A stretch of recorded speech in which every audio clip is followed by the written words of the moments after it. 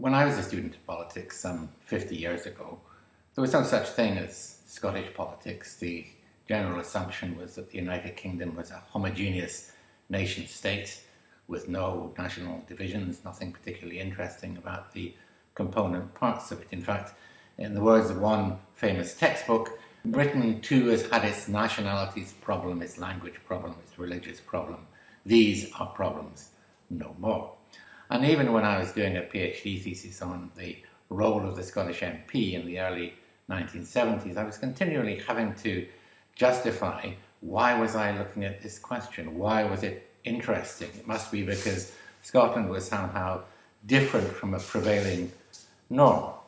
Well, things began to change around about that time. In 1973, when I was in the middle of this piece of work, there came out the first ever textbook on Scottish politics. This was James Kellis's The Scottish Political System.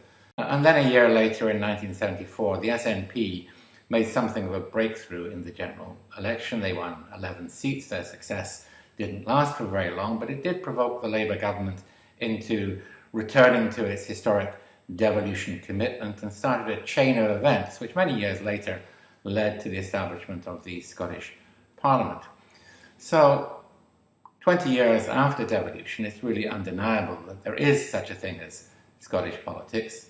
Scottish politics doesn't have to justify itself. And indeed, there have now been two generations of scholars in politics, in sociology, law, economics, history, presenting Scotland not as some kind of exception, not as some kind of exotic, different place that has to justify its very existence by being different from some kind of British norm, but rather as a normal European nation in all its complexities, with all its contradictions. It's not a single place. There are multiple visions of Scotland, and the whole idea of what Scotland is and where it should be going, it is of course highly contested.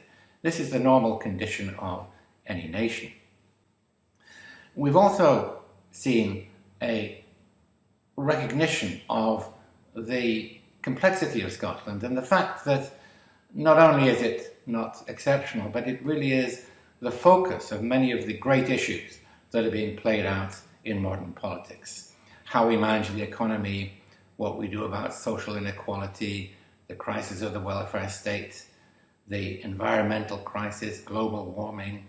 There are issues of gender, of identity, multiculturalism.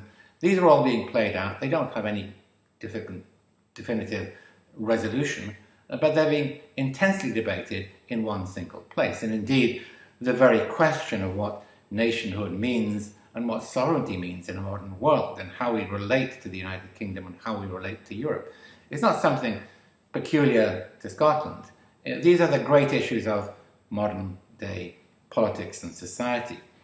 And it's for this reason that Oxford University Press invited me to edit this Oxford Handbook of Scottish Politics. Now, there are many Oxford Handbooks of politics, but this is the first one that treats of a nation which is not actually an independent state. And it shows that Scottish politics has really come of age and that it has an attention and interest well beyond the borders of Scotland.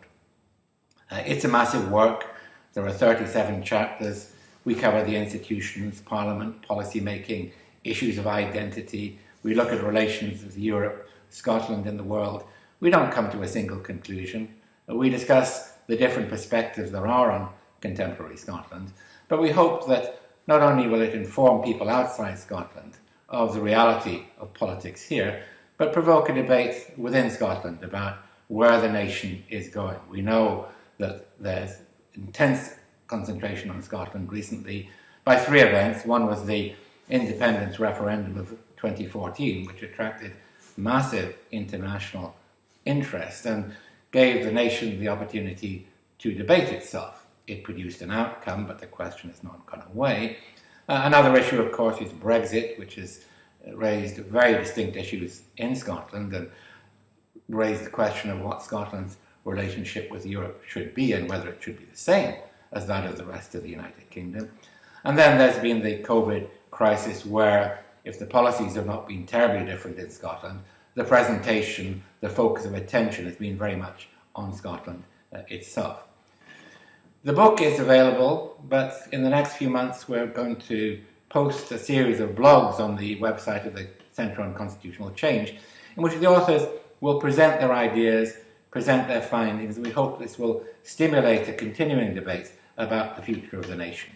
We might not come to any definitive conclusions, but at least we've hoped we've made a contribution to understanding the nature of what is a complex and very diverse nation at a critical point of its history.